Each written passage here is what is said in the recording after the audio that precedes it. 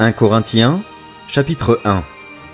De la part de Paul, appelé à être un apôtre de Jésus-Christ par la volonté de Dieu, et du frère Sosthène à l'église de Dieu qui est à Corinthe, à ceux qui ont été conduits à la sainteté par Jésus-Christ, appelés à être saints, et à tous ceux qui, partout, font appel au nom de notre Seigneur Jésus-Christ, leur Seigneur et le nôtre. Que la grâce et la paix vous soient données de la part de Dieu notre Père et du Seigneur Jésus-Christ. Je dis constamment à mon Dieu toute ma reconnaissance à votre sujet pour la grâce de Dieu qui vous a été accordée en Jésus-Christ. En effet, en lui vous avez été comblés de toutes les richesses, en particulier en ce qui concerne la parole et la connaissance, dans la mesure où le témoignage de Christ a été solidement établi parmi vous.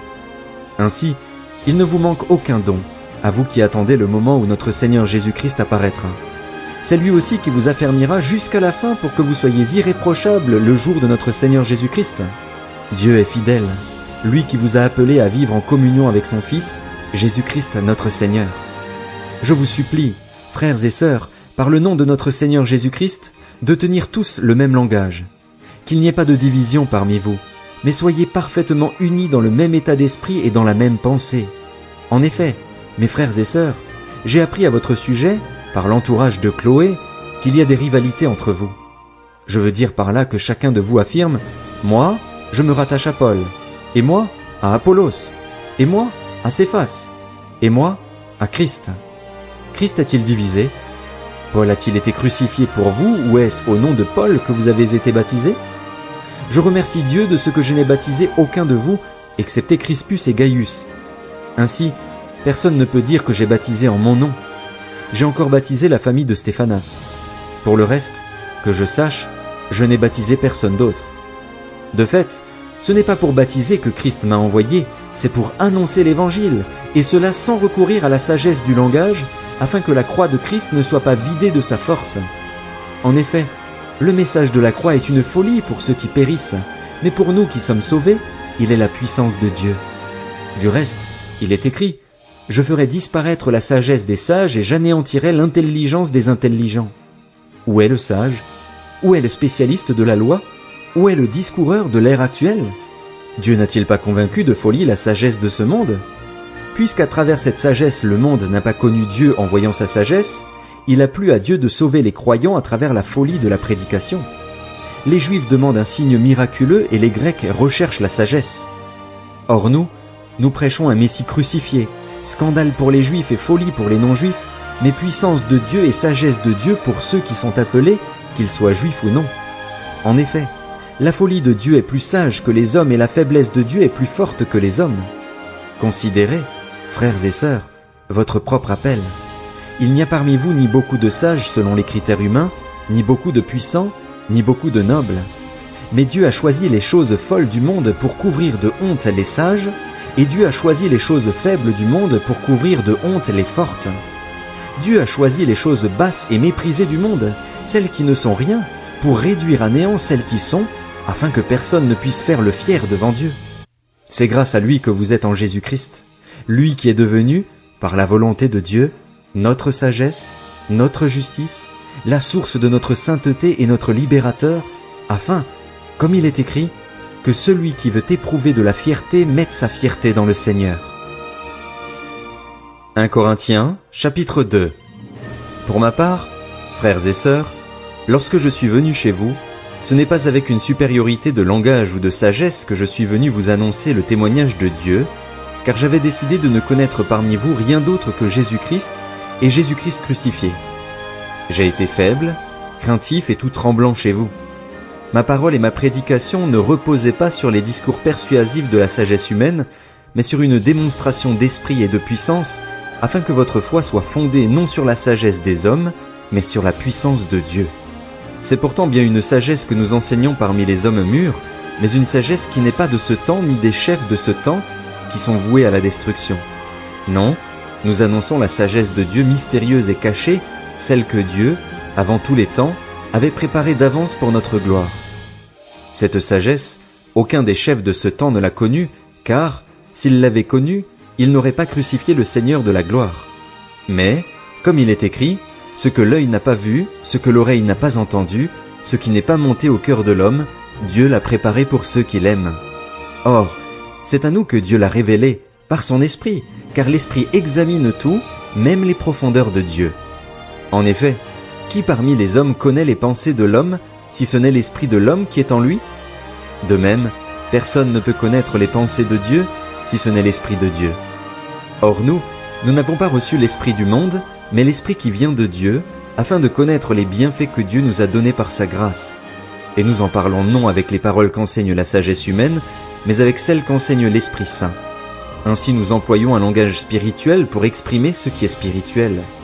Mais l'homme naturel n'accepte pas ce qui vient de l'Esprit de Dieu, car c'est une folie pour lui.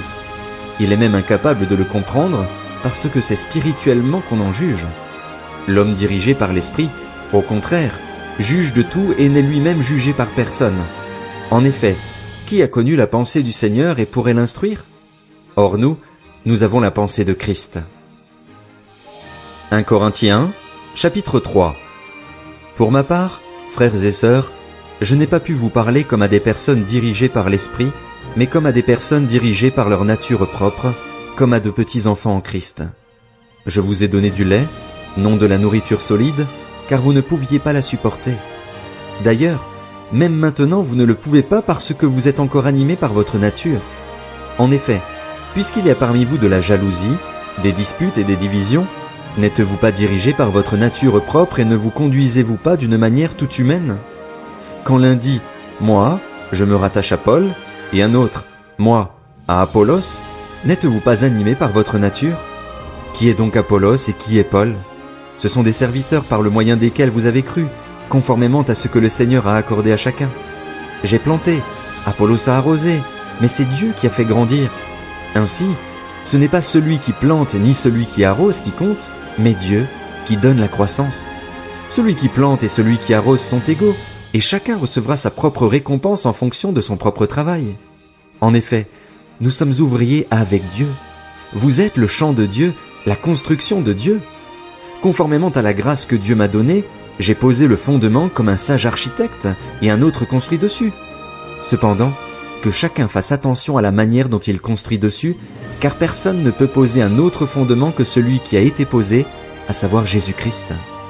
Que l'on construise sur ce fondement avec de l'or, de l'argent, des pierres précieuses, du bois, du foin ou de la paille, l'œuvre de chacun sera dévoilée. Le jour du jugement la fera connaître, car elle se révélera dans le feu et l'épreuve du feu indiquera ce que vaut l'œuvre de chacun. Si l'œuvre que quelqu'un a construite sur le fondement subsiste, il recevra une récompense. Si son œuvre brûle, il perdra sa récompense. Lui-même sera sauvé, mais comme au travers d'un feu. Ne savez-vous pas que vous êtes le temple de Dieu et que l'Esprit de Dieu habite en vous? Si quelqu'un détruit le temple de Dieu, Dieu le détruira, car le temple de Dieu est saint, et c'est ce que vous êtes. Que personne ne se trompe lui-même. Si quelqu'un parmi vous pense être sage selon les critères de l'ère actuelle, qu'il devienne fou afin de devenir sage, car la sagesse de ce monde est une folie devant Dieu. En effet, il est écrit, « Il prend les sages à leur propre ruse ». Et encore, le Seigneur connaît les pensées des sages, il sait qu'elles sont sans valeur.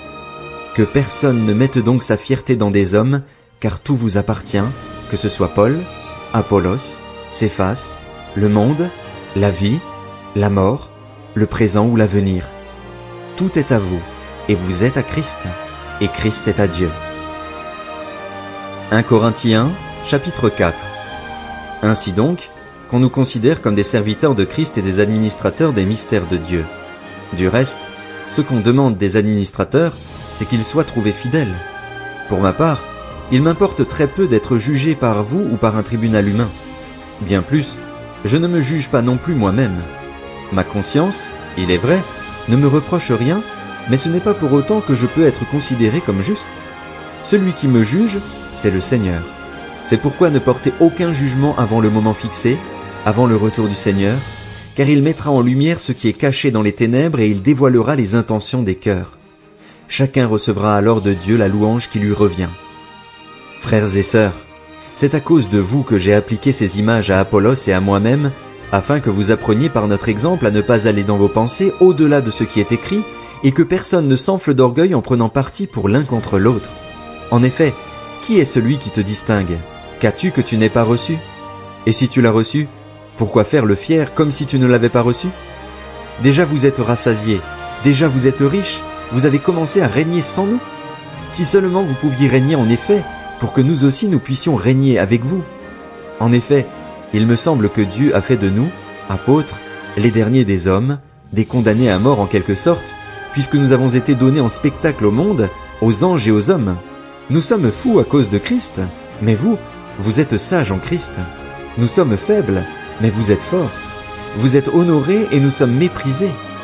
Jusqu'à cette heure, nous souffrons de la faim, de la soif, du dénuement. Nous sommes maltraités, errants. Nous nous fatiguons à travailler de nos propres mains. Injuriés, nous bénissons. Persécutés, nous supportons. Calomniés, nous répondons avec bonté. Nous sommes devenus comme les balayures du monde, le déchet de tous, jusqu'à maintenant. Ce n'est pas pour vous faire honte que j'écris cela, mais je vous avertis comme mes enfants bien-aimés. En effet, même si vous aviez 10 000 maîtres en Christ, vous n'avez cependant pas plusieurs pères, puisque c'est moi qui vous ai donné la vie en Jésus-Christ par l'Évangile. Je vous en supplie donc, soyez mes imitateurs. Pour cela je vous ai envoyé Timothée, qui est mon enfant bien-aimé et fidèle dans le Seigneur. Il vous rappellera quels sont mes principes de vie en Christ, tels que je les enseigne partout, dans toutes les églises. Quelques-uns se sont enflés d'orgueil en pensant que je ne viendrai pas chez vous, mais je viendrai bientôt, si c'est la volonté du Seigneur, et je prendrai connaissance non des paroles, mais de la puissance de ceux qui se sont enflés d'orgueil. En effet, le royaume de Dieu ne consiste pas en paroles, mais en puissance. Que voulez-vous? Que je vienne chez vous avec un bâton, ou avec amour et dans un esprit de douceur? 1 Corinthiens 1, chapitre 5. On entend généralement dire qu'il y a de l'immoralité sexuelle parmi vous, et une immoralité telle qu'on ne la mentionne même pas chez les non-croyants. C'est au point que l'un de vous a pris la femme de son père. Et vous êtes enflés d'orgueil. Vous auriez dû plutôt prendre le deuil, de sorte que l'auteur de cet acte soit exclu du milieu de vous. Quant à moi, absent de corps mais présent en esprit, j'ai déjà jugé l'auteur d'un tel acte comme si j'étais présent. Quand vous vous rassemblerez au nom de notre Seigneur Jésus-Christ, je serai avec vous en esprit. Avec la puissance de notre Seigneur Jésus-Christ, livrer un tel homme à Satan pour la destruction de la nature pécheresse, afin que l'esprit soit sauvé le jour du Seigneur Jésus. Vous n'avez vraiment pas de quoi être fier. Ne savez-vous pas qu'un peu de levain fait lever toute la pâte? Purifiez-vous donc du vieux levain afin d'être une pâte nouvelle, puisque vous êtes sans levain. En effet, Christ, notre agneau pascal, a été sacrifié pour nous. Célébrons donc la fête, non avec du vieux levain, le levain du mal et de la méchanceté, mais avec les pains sans levain de la pureté et de la vérité. Je vous ai écrit dans ma lettre de ne pas entretenir de relations avec ceux qui vivent dans l'immoralité sexuelle. Je ne parlais pas d'une manière absolue des gens de ce monde qui vivent dans l'immoralité ou sont toujours désireux de posséder plus, voleurs, idolâtres. Autrement, il vous faudrait sortir du monde. En fait, ce que je vous ai écrit, c'est de ne pas entretenir de relations avec quelqu'un qui, tout en se disant votre frère, vit dans l'immoralité sexuelle, est toujours désireux de posséder plus, idolâtre, calomniateur, ivrogne ou voleur, de ne pas même manger avec un tel homme. Est-ce à moi, en effet, de juger les gens de l'extérieur? N'est-ce pas ceux de l'intérieur que vous devez juger? Les gens de l'extérieur, Dieu les jugera. Chassez le méchant du milieu de vous. 1 Corinthiens 1, chapitre 6. Lorsque l'un d'entre vous a un litige avec un autre, comment ose-t-il demander justice devant les injustes et non devant les saints? Ne savez-vous pas que les saints jugeront le monde? Et si c'est par vous que le monde doit être jugé, êtes-vous incapable de rendre des jugements de faible importance? Ne savez-vous pas que nous jugerons les anges? Combien plus les affaires de la vie courante? Or, si vous avez des litiges concernant les affaires de la vie courante, vous prenez pour juge des gens dont l'Église ne fait aucun cas. Je le dis à votre honte. Ainsi, il n'y a parmi vous pas un seul homme sage qui puisse juger entre ses frères et sœurs. Au contraire, un frère est en procès contre un frère, et cela devant des incroyants. C'est déjà pour vous un échec complet que d'avoir des procès les uns avec les autres. Pourquoi ne supportez-vous pas plutôt une injustice? Pourquoi ne vous laissez-vous pas plutôt dépouiller? Mais c'est vous au contraire qui commettez l'injustice et qui dépouillez les autres, et c'est envers des frères et sœurs que vous agissez ainsi. Ne savez-vous pas que les injustes n'hériteront pas du royaume de Dieu? Ne vous y trompez pas, ni ceux qui vivent dans l'immoralité sexuelle, ni les idolâtres, ni les adultères, ni les travestis, ni les homosexuels, ni les voleurs, ni les hommes toujours désireux de posséder plus, ni les ivrognes, ni les calomniateurs, ni les exploiteurs n'hériteront du royaume de Dieu. Et c'est là ce que vous étiez, certains d'entre vous. Mais vous avez été lavés, mais vous avez été déclarés saints, mais vous avez été déclarés justes au nom du Seigneur Jésus-Christ et par l'Esprit de notre Dieu. Tout m'est permis, mais tout n'est pas utile. Tout m'est permis, mais je ne me laisserai pas dominer par quoi que ce soit. Les aliments sont pour le ventre et le ventre pour les aliments, et Dieu détruira l'un comme les autres. Mais le corps n'est pas pour l'immoralité sexuelle, il est pour le Seigneur, et le Seigneur est pour le corps. Or Dieu, qui a ressuscité le Seigneur, nous ressuscitera aussi par sa puissance. Ne savez-vous pas que vos corps sont les membres de Christ? Prendrais-je les membres de Christ pour en faire les membres d'une prostituée? Certainement pas. Ne savez-vous pas que celui qui s'unit à la prostituée est un seul corps avec elle? En effet, il est dit, les deux ne feront qu'un. Mais celui qui s'unit au Seigneur est un seul esprit avec lui. Fuyez l'immoralité sexuelle. Tout autre péché qu'un homme commet est extérieur à son corps, mais celui qui se livre à l'immoralité sexuelle pêche contre son propre corps. Ne le savez-vous pas? Votre corps est le temple du Saint-Esprit qui est en vous et que vous avez reçu de Dieu. Vous ne vous appartenez pas à vous-même, car vous avez été rachetés à un grand prix. Rendez donc gloire à Dieu dans votre corps et dans votre esprit qui appartiennent à Dieu. 1 Corinthiens, chapitre 7. Au sujet de ce que vous m'avez écrit, il est bon pour l'homme de ne pas prendre de femme. Toutefois, pour éviter toute immoralité sexuelle, que chaque homme ait sa femme et que chaque femme ait son mari. Que le mari rende à sa femme l'affection qu'il lui doit et que la femme agisse de même envers son mari. Ce n'est pas la femme qui est maîtresse de son corps, mais son mari. De même, ce n'est pas le mari qui est maître de son corps, mais sa femme. Ne vous privez pas l'un de l'autre, si ce n'est d'un commun accord pour un temps, afin de vous consacrer au jeûne et à la prière. Puis retournez ensemble, de peur que Satan ne vous tente à cause de votre manque de maîtrise. Je dis cela comme une concession, et non comme un ordre. Je voudrais que tous soient comme moi, mais chacun tient de Dieu un don particulier, l'un d'une manière, l'autre d'une autre.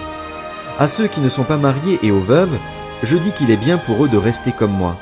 Mais s'ils ne peuvent pas se maîtriser, qu'ils se marient, car il vaut mieux se marier que de brûler de désir. À ceux qui sont mariés, j'adresse, non pas moi, mais le Seigneur, cette instruction, que la femme ne se sépare pas de son mari, si elle est séparée de lui, qu'elle reste sans se remarier ou qu'elle se réconcilie avec son mari, et que le mari ne divorce pas de sa femme. Aux autres, ce n'est pas le Seigneur, c'est moi qui dis, si un frère a une femme non croyante et qu'elle soit d'accord d'habiter avec lui, qu'il ne divorce pas d'elle. Et si une femme a un mari non croyant et qu'il soit d'accord d'habiter avec elle, qu'elle ne divorce pas de son mari. En effet, le mari non croyant bénéficie de la sainteté de sa femme, et la femme non croyante bénéficie de la sainteté de son mari. Autrement, vos enfants ne seraient pas purs, alors qu'en réalité ils sont saints. Si le non-croyant veut se séparer, qu'il le fasse. Le frère ou la sœur n'est pas lié dans un tel cas. Dieu nous a appelés à vivre en paix. En effet, comment peux-tu savoir, femme, si tu sauveras ton mari? Ou comment peux-tu savoir, mari, si tu sauveras ta femme?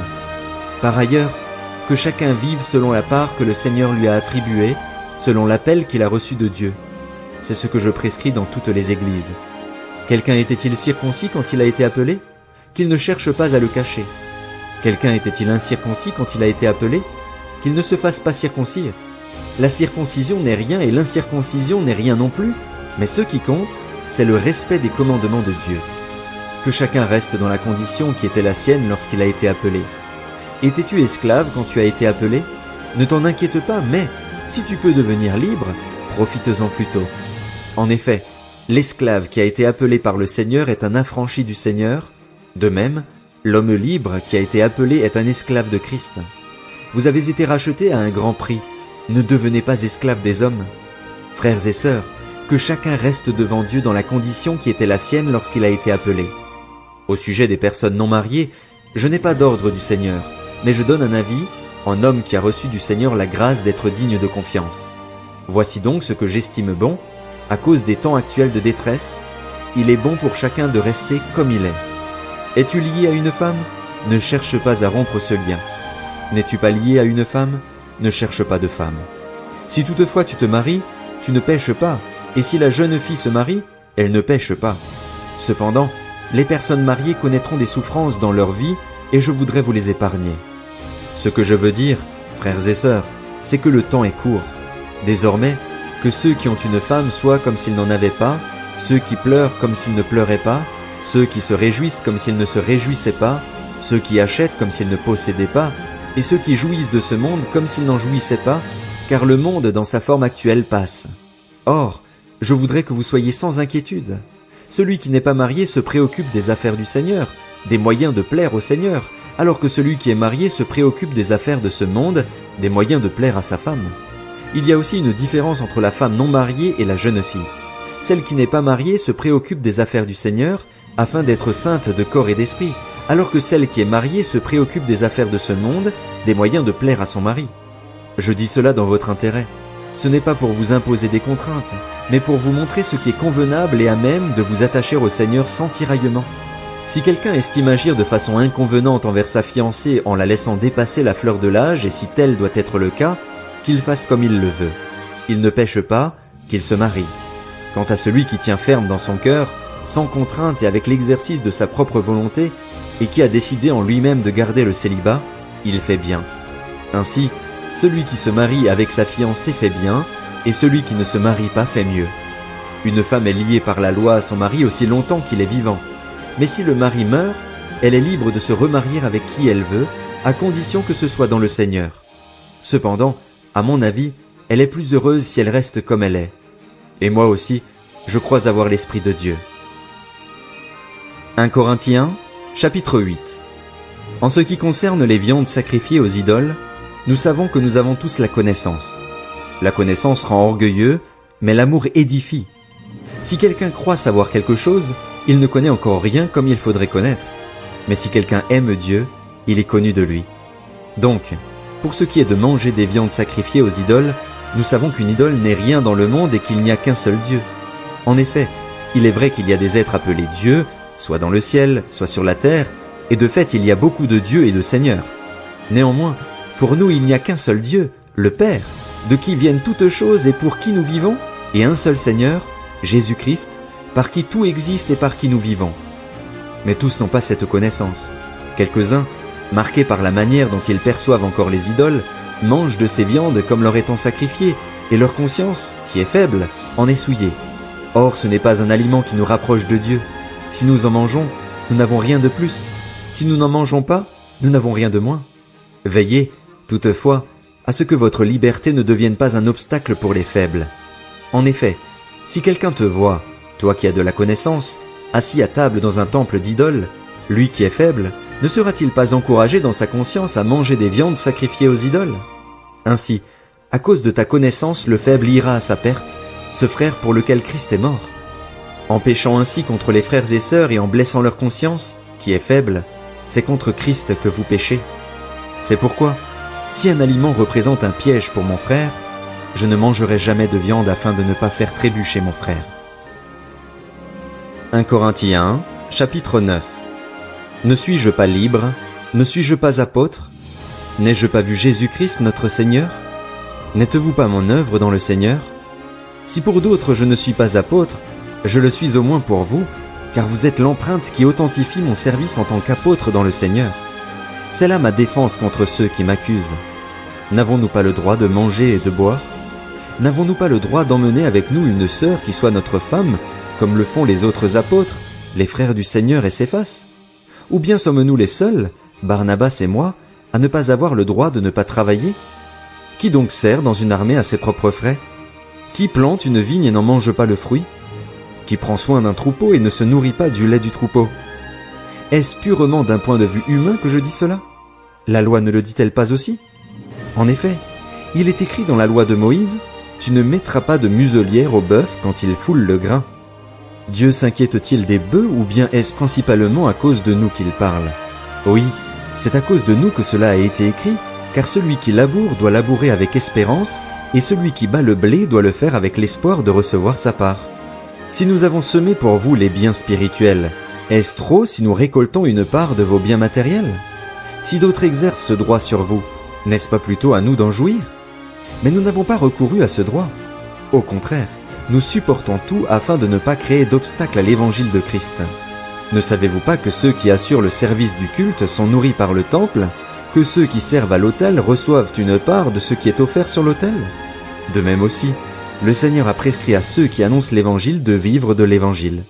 Quant à moi, je n'ai eu recours à aucun de ces droits, et je n'écris pas cela pour qu'il me soit accordé, car j'aimerais mieux mourir plutôt que de me laisser enlever ce sujet de fierté. Si j'annonce l'Évangile, il n'y a pour moi aucun sujet de fierté, car c'est une nécessité qui m'est imposée, et malheur à moi si je n'annonce pas l'Évangile. Si je le fais de bon cœur, j'en ai la récompense, mais si je le fais malgré moi, c'est une charge qui m'est confiée. Quelle est donc ma récompense? C'est d'offrir gratuitement l'Évangile de Christ que j'annonce, sans faire usage de mon droit de prédicateur de l'Évangile. En effet, bien que libre vis-à-vis de tous, je me suis fait l'esclave de tous afin de gagner le plus grand nombre. Avec les Juifs, j'ai été comme un Juif afin de gagner les Juifs. Avec ceux qui sont sous la loi de Moïse, comme si j'étais sous la loi, bien que n'étant pas moi-même sous la loi, afin de gagner ceux qui sont sous la loi. Avec ceux qui sont sans la loi, comme si j'étais sans la loi, bien que je ne sois pas sans la loi de Dieu, puisque je me conforme à la loi de Christ, afin de gagner ceux qui sont sans la loi. J'ai été comme faible avec les faibles afin de gagner les faibles.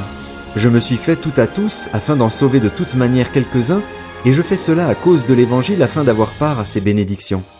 Ne savez-vous pas que les concurrents dans le stade courent tous, mais qu'un seul remporte le prix? Courez de manière à le remporter. Tous les athlètes s'imposent toutes sortes de privations, et ils le font pour obtenir une couronne qui va se détruire. Mais nous, c'est pour une couronne indestructible. Moi donc, je cours, mais pas comme à l'aventure. Je boxe, mais non pour battre l'air. Au contraire, je traite durement mon corps et je le discipline, de peur d'être moi-même disqualifié après avoir prêché aux autres. 1 Corinthiens 1, chapitre 10. Frères et sœurs, je ne veux pas vous laisser ignorer que nos ancêtres ont tous été sous la nuée et qu'ils ont tous passé à travers la mer. Ils ont tous été baptisés en Moïse dans la nuée et dans la mer, ils ont tous mangé la même nourriture spirituelle et ils ont tous bu la même boisson spirituelle. En effet, ils buvaient à un rocher spirituel qui les accompagnait, et ce rocher était Christ. Mais la plupart d'entre eux n'ont pas été approuvés par Dieu, puisqu'ils sont morts dans le désert. Or ces faits sont arrivés pour nous servir d'exemple, afin que nous n'ayons pas de mauvais désirs comme eux en ont eu. Ne devenez pas idolâtres comme certains d'entre eux. En effet, il est écrit, « Le peuple s'assit pour manger et pour boire, puis ils se levèrent pour s'amuser. » Ne nous livrons pas non plus à l'immoralité sexuelle comme certains d'entre eux l'ont fait, de sorte que 23 000 sont tombés en un seul jour. Ne provoquons pas Christ comme certains d'entre eux l'ont fait, si bien qu'ils sont morts, victimes des serpents. Ne murmurez pas comme certains d'entre eux l'ont fait, de sorte qu'ils sont morts sous les coups du destructeur. Tous ces faits leur sont arrivés pour servir d'exemple, et ils ont été écrits pour notre instruction, à nous qui sommes parvenus à la fin des temps. Ainsi donc, que celui qui croit être debout fasse attention à ne pas tomber. Aucune tentation ne vous est survenue qui n'ait été humaine. Dieu est fidèle, et il ne permettra pas que vous soyez tentés au-delà de vos forces. Mais avec la tentation, il préparera aussi le moyen d'en sortir, afin que vous puissiez la supporter. C'est pourquoi, mes bien-aimés, fuyez l'idolâtrie. Je vous parle comme à des personnes intelligentes. Jugez vous-même de ce que je dis. La coupe de bénédiction que nous bénissons n'est-elle pas la communion au sang de Christ? Le pain que nous rompons n'est-il pas la communion au corps de Christ? Puisqu'il y a un seul pain, nous qui sommes nombreux, nous formons un seul corps, car nous participons tous à un même pain. Voyez les Israélites, ceux qui mangent les animaux offerts en sacrifice ne sont-ils pas en communion avec l'autel? Que veux-je donc dire? Que la viande sacrifiée aux idoles aurait de l'importance? Ou qu'une idole serait quelque chose? Pas du tout. Mais ce que les non-juifs sacrifient, ils le sacrifient à des démons, et non à Dieu. Or, je ne veux pas que vous soyez en communion avec les démons. Vous ne pouvez pas boire à la coupe du Seigneur et à la coupe des démons. Vous ne pouvez pas participer à la table du Seigneur et à la table des démons. Ou bien voulons-nous provoquer la jalousie du Seigneur? Sommes-nous plus forts que lui? Tout m'est permis, mais tout n'est pas utile. Tout m'est permis, mais tout n'édifie pas. Que personne ne cherche son propre intérêt, mais plutôt celui de l'autre. Mangez de tout ce qui se vend au marché sans vous poser de questions par motif de conscience, car la terre avec tout ce qu'elle contient appartient au Seigneur. Si un non-croyant vous invite et que vous acceptiez d'y aller, mangez de tout ce qu'on vous présentera sans vous poser de questions par motif de conscience. Mais si quelqu'un vous dit « c'est de la viande offerte aux idoles », n'en mangez pas à cause de celui qui vous a informé et par motif de conscience. Je parle ici non de votre conscience, mais de celle de l'autre personne. Pourquoi, en effet, ma liberté serait-elle jugée par une conscience étrangère? Si moi, je mange avec reconnaissance, Pourquoi devrais-je être blâmé à propos d'un aliment pour lequel je remercie Dieu? Ainsi donc, que vous mangiez, que vous buviez ou quoi que vous fassiez, faites tout pour la gloire de Dieu. Ne soyez une cause de faux pas ni pour les non-juifs, ni pour les juifs, ni pour l'Église de Dieu. Faites comme moi, je m'efforce en tout de plaire à tous, recherchant non mon avantage mais celui du plus grand nombre afin qu'ils soient sauvés. 1 Corinthiens 1, chapitre 11. Soyez mes imitateurs, comme je le suis moi-même de Christ. Je vous félicite de ce que vous vous souvenez de moi à tout point de vue et de ce que vous retenez mes instructions telles que je vous les ai transmises. Je veux cependant que vous sachiez ceci, Christ est le chef de tout homme, l'homme est le chef de la femme, et Dieu est le chef de Christ. Tout homme qui prie ou qui prophétise la tête couverte déshonore son chef. Toute femme, en revanche, qui prie ou qui prophétise la tête non couverte déshonore son chef à elle. En effet, c'est exactement comme si elle était rasée. Si une femme n'a pas la tête couverte, qu'elle se tonde aussi les cheveux. Et s'il est honteux pour une femme d'avoir les cheveux tondus ou d'être rasée, qu'elle se couvre donc la tête. L'homme n'est pas tenu de se couvrir la tête, puisqu'il est l'image de la gloire de Dieu. La femme, elle, est la gloire de l'homme. En effet, ce n'est pas l'homme qui a été tiré de la femme, mais la femme de l'homme. Et ce n'est pas l'homme qui a été créé à cause de la femme, mais la femme à cause de l'homme. Voilà pourquoi, à cause des anges, la femme doit porter sur la tête une marque d'autorité. Toutefois, dans le Seigneur, la femme n'existe pas sans l'homme, ni l'homme sans la femme, car, de même que la femme a été tirée de l'homme, de même l'homme naît de la femme, et tout vient de Dieu. Jugez en vous-même. Est-il convenable pour une femme de prier Dieu sans avoir la tête couverte? La nature elle-même ne vous enseigne-t-elle pas que c'est une honte pour l'homme de porter des cheveux longs, alors que c'est une gloire pour la femme d'en porter parce que la chevelure lui a été donnée pour servir de voile? Si quelqu'un se plaît à contester, nous n'avons pas une telle habitude, et les églises de Dieu non plus. En faisant la remarque suivante, je ne veux pas vous féliciter, car vous vous rassemblez non pour devenir meilleur, mais pour devenir pire.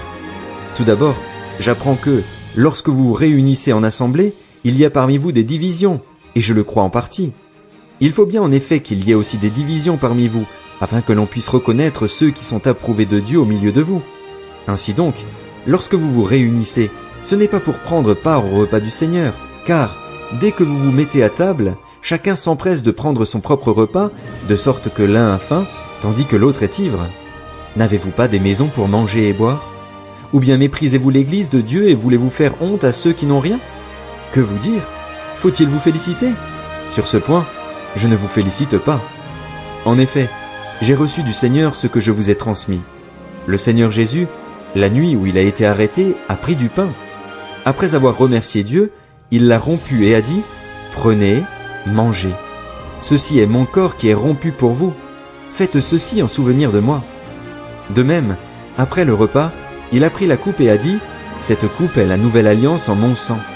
Faites ceci en souvenir de moi toutes les fois que vous en boirez. » En effet, toutes les fois que vous mangez ce pain et que vous buvez cette coupe, vous annoncez la mort du Seigneur jusqu'à ce qu'il vienne.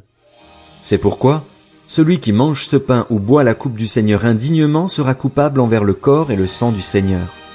Que chacun donc s'examine lui-même, et qu'ainsi il mange du pain et boive de la coupe, car celui qui mange et boit indignement, sans discerner le corps du Seigneur, mange et boit un jugement contre lui-même. C'est pour cela qu'il y a parmi vous beaucoup d'infirmes et de malades, et que plusieurs sont morts. Si nous nous examinions nous-mêmes, nous ne serions pas jugés. Mais quand nous sommes jugés, c'est le Seigneur qui nous corrige afin que nous ne soyons pas condamnés avec le monde. Ainsi, mes frères et sœurs, lorsque vous vous réunissez pour le repas, attendez-vous les uns les autres. Si quelqu'un a faim, qu'il mange chez lui, afin que vous ne vous réunissiez pas pour attirer un jugement sur vous. Quant aux autres questions, je les réglerai quand je viendrai chez vous. 1 Corinthiens, chapitre 12. En ce qui concerne les réalités spirituelles, je ne veux pas, frères et sœurs, que vous soyez dans l'ignorance. Vous savez comment, lorsque vous étiez étrangers au peuple de Dieu, vous vous laissiez irrésistiblement entraîner vers les idoles muettes. C'est pourquoi je vous le déclare, personne, s'il parle par l'Esprit de Dieu, ne dit « Jésus est maudit ». Et personne ne peut dire « Jésus est le Seigneur » si ce n'est par le Saint-Esprit. Il y a diversité de dons, mais le même Esprit. Diversité de services, mais le même Seigneur. Diversité d'actes, mais le même Dieu qui accomplit tout en tous. Or, à chacun la manifestation de l'Esprit est donnée pour le bien de tous.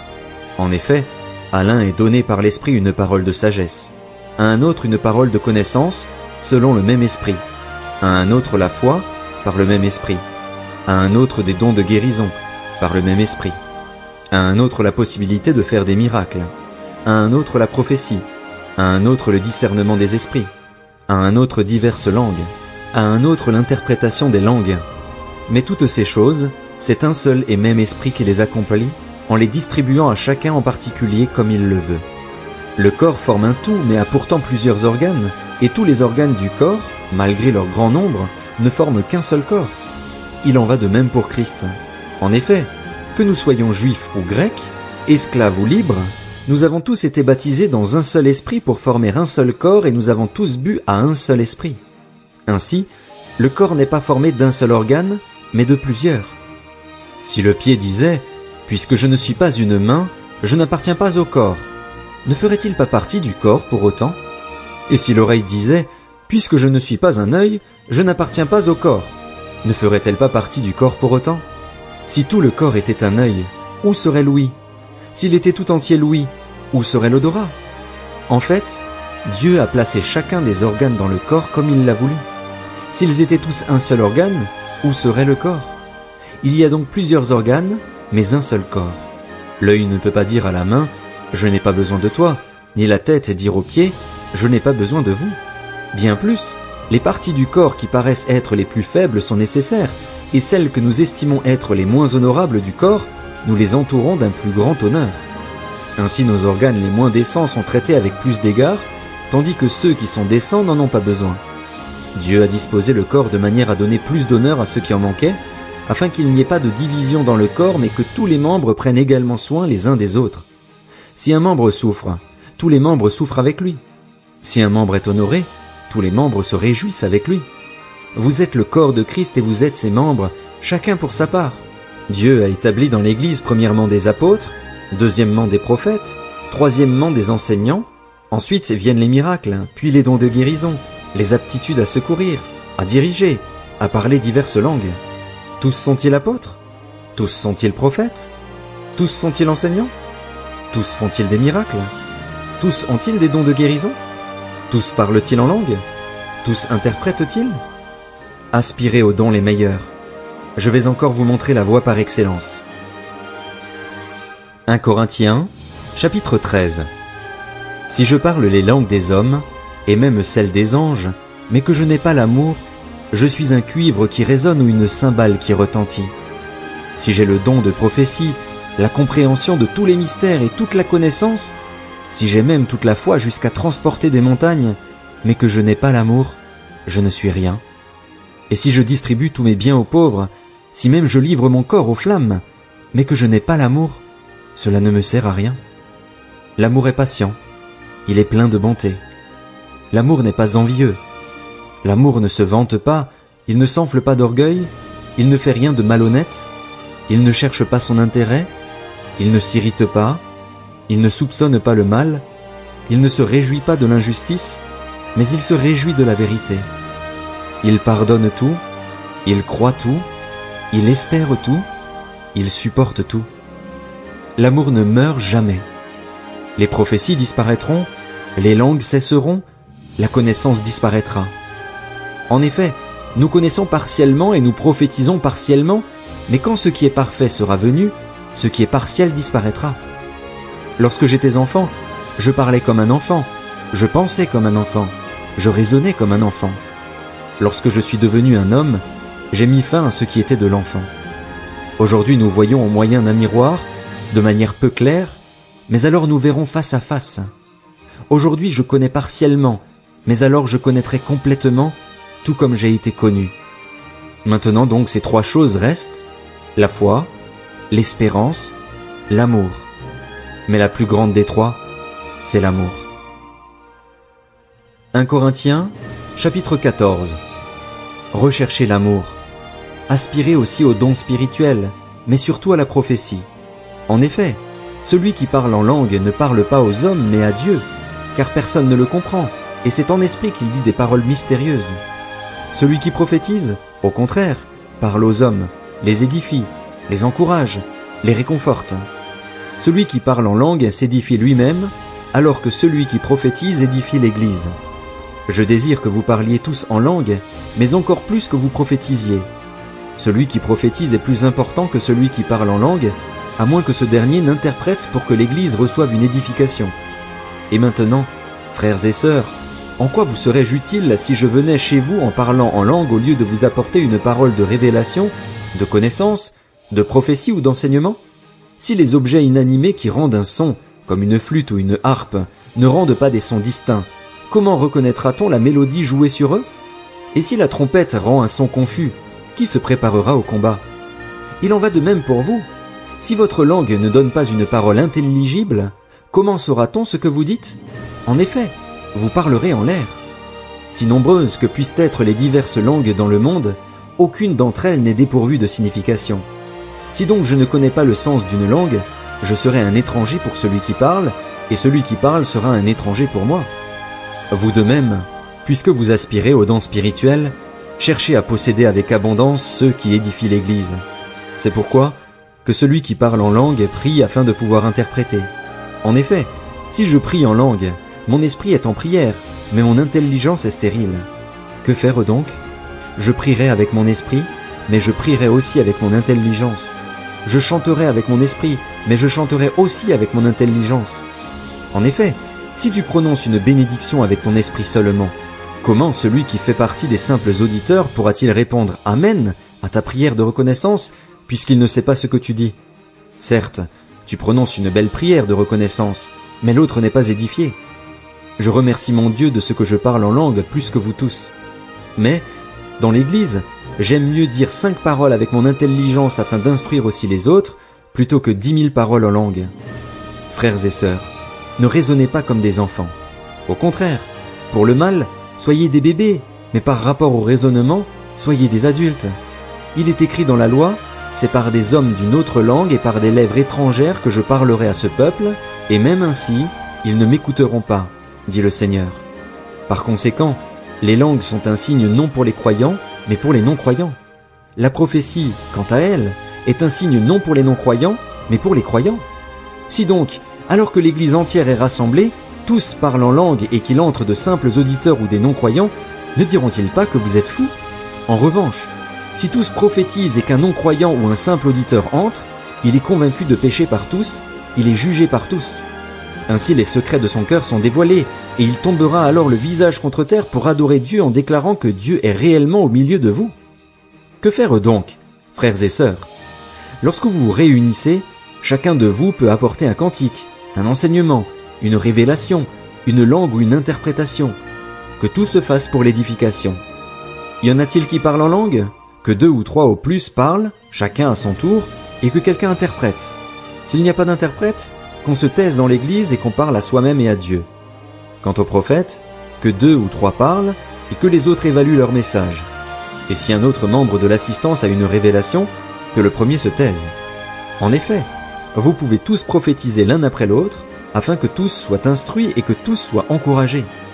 L'esprit des prophètes est soumis aux prophètes, car Dieu n'est pas un Dieu de désordre, mais de paix. Comme dans toutes les églises des saints, que vos femmes se taisent dans les assemblées, car il ne leur est pas permis d'y parler, mais elles doivent se soumettre, comme le dit aussi la loi. Si elles veulent s'instruire sur quelque chose, qu'elles interrogent leur mari à la maison, car il est inconvenant pour une femme de parler dans l'église. Serait-ce de chez vous que la parole de Dieu est sortie? Ou est-ce à vous seul qu'elle est parvenue? Si quelqu'un croit être prophète ou dirigé par l'Esprit, qu'il reconnaisse dans ce que je vous écris un commandement du Seigneur. Et si quelqu'un l'ignore, qu'il l'ignore. Ainsi donc, frères et sœurs, aspirez au don de prophétie et n'empêchez pas de parler en langue, mais que tout se fasse convenablement et avec ordre. 1 Corinthiens 1, chapitre 15. Je vous rappelle, frères et sœurs, l'évangile que je vous ai annoncé, que vous avez reçu et dans lequel vous tenez ferme. C'est aussi par lui que vous êtes sauvés si vous le retenez dans les termes où je vous l'ai annoncé. Autrement, votre foi aurait été inutile. Je vous ai transmis avant tout le message que j'avais moi aussi reçu. Christ est mort pour nos péchés, conformément aux Écritures. Il a été enseveli et il est ressuscité le 3e jour, conformément aux Écritures. Ensuite il est apparu à Céphas, puis aux 12. Après cela, il est apparu à plus de 500 frères et sœurs à la fois, dont la plupart sont encore vivants et dont quelques-uns sont morts. Ensuite, il est apparu à Jacques, puis à tous les apôtres. Après eux tous, il m'est apparu à moi aussi, comme à un enfant né hors terme. En effet, je suis le plus petit des apôtres et je ne mérite même pas d'être appelé apôtre parce que j'ai persécuté l'Église de Dieu. Mais par la grâce de Dieu je suis ce que je suis, et sa grâce envers moi n'a pas été sans résultat. Au contraire, j'ai travaillé plus que tous, non pas moi toutefois, mais la grâce de Dieu qui est avec moi.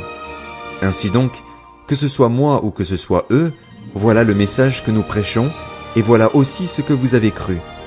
Or, si l'on prêche que Christ est ressuscité, comment quelques-uns parmi vous peuvent-ils dire qu'il n'y a pas de résurrection des morts? S'il n'y a pas de résurrection des morts, Christ non plus n'est pas ressuscité. Et si Christ n'est pas ressuscité, alors notre prédication est vide, et votre foi aussi. Il se trouve même que nous sommes de faux témoins vis-à-vis de Dieu, puisque nous avons témoigné contre Dieu qu'il a ressuscité Christ. Or il ne l'a pas fait si les morts ne ressuscitent pas. En effet, si les morts ne ressuscitent pas, Christ non plus n'est pas ressuscité. Or, si Christ n'est pas ressuscité, votre foi est inutile, vous êtes encore dans vos péchés, et par conséquent ceux qui sont morts en Christ sont aussi perdus. Si c'est pour cette vie seulement que nous espérons en Christ, nous sommes les plus à plaindre de tous les hommes. Mais en réalité, Christ est ressuscité, précédant ainsi ceux qui sont morts. En effet, puisque la mort est venue à travers un homme, c'est aussi à travers un homme qu'est venue la résurrection des morts. Et comme tous meurent en Adam, de même aussi tous revivront en Christ, mais chacun à son propre rang. Christ en premier, puis ceux qui appartiennent à Christ lors de son retour. Ensuite viendra la fin, quand il remettra le royaume à celui qui est Dieu et Père, après avoir anéanti toute domination, toute autorité et toute puissance. En effet, il faut qu'il règne jusqu'à ce qu'il ait mis tous ses ennemis sous ses pieds. Le dernier ennemi qui sera anéanti, c'est la mort. Dieu, en effet, a tout mis sous ses pieds. Mais lorsque Dieu dit que tout lui a été soumis, il est évident que c'est à l'exception de celui qui lui a soumis toutes choses.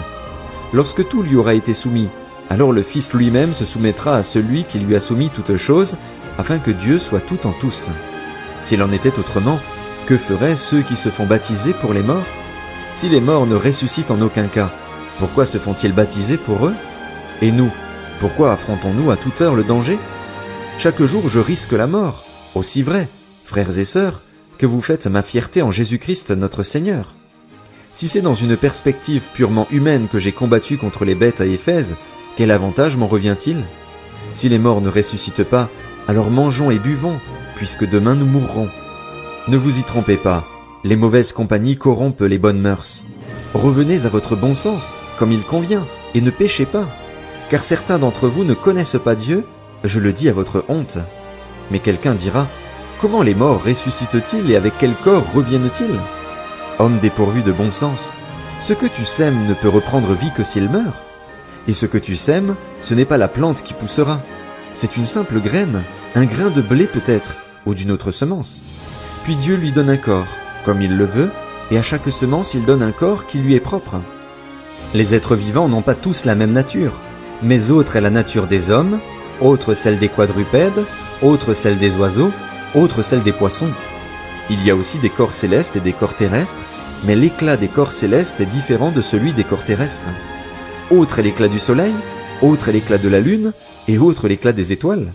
Chaque étoile diffère même en éclat d'une autre étoile. C'est aussi le cas pour la résurrection des morts. Le corps est semé corruptible, il ressuscite incorruptible. Il est semé méprisable, il ressuscite glorieux.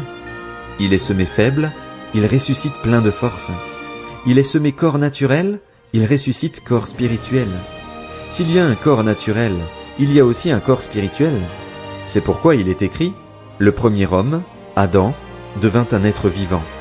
Le dernier Adam est un esprit qui communique la vie. Mais ce n'est pas le spirituel qui vient en premier, c'est le naturel. Ce qui est spirituel vient ensuite. Le premier homme, tiré de la terre, est fait de poussière. Le second homme, le Seigneur, est du ciel. Tel est l'homme terrestre, tels sont aussi les hommes terrestres. Et tel est l'homme céleste, tels seront aussi les hommes célestes. Et de même que nous avons porté l'image de l'homme fait de poussière, nous porterons aussi l'image de celui qui est venu du ciel.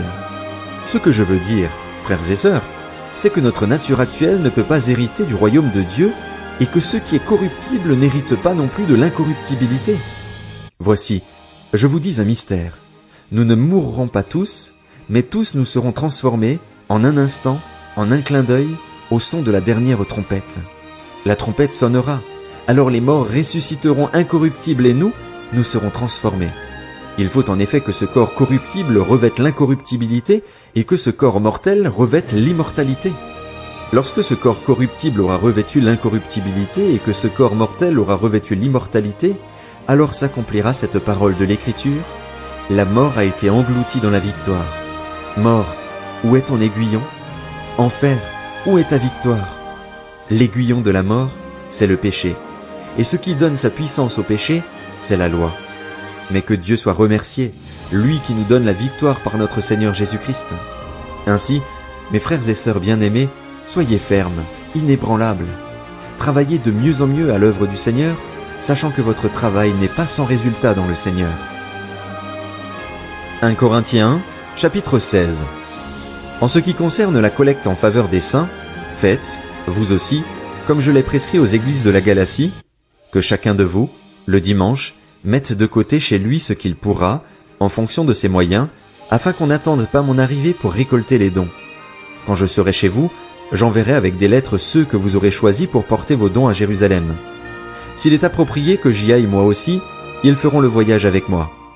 Je viendrai chez vous après avoir traversé la Macédoine, car je vais passer par là.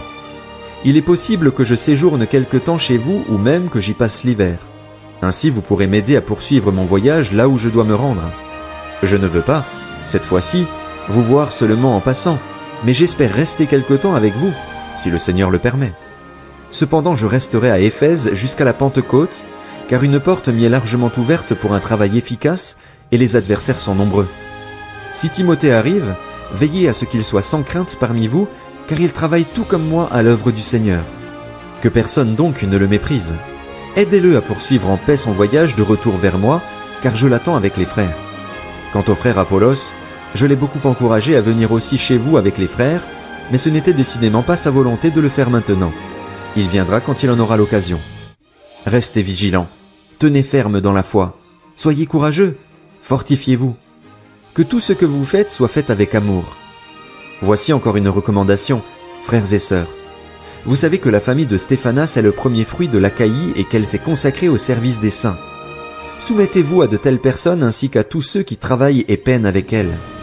Je me réjouis de la présence de Stéphanas, de Fortunatus et d'Achaïcus. Ils ont suppléé à votre absence, car ils ont tranquillisé mon esprit et le vôtre. Sachez donc apprécier de telles personnes. Les églises d'Asie vous saluent. Aquilas et Priscille, ainsi que l'église qui se réunit dans leur maison, vous saluent chaleureusement dans le Seigneur. Tous les frères et sœurs vous saluent. Saluez-vous les uns les autres par un saint baiser. Moi, Paul, je vous salue de ma propre main. Si quelqu'un n'aime pas le Seigneur Jésus-Christ, qu'il soit maudit. Maranatha. Que la grâce du Seigneur Jésus-Christ soit avec vous. Mon amour est avec vous tous en Jésus-Christ.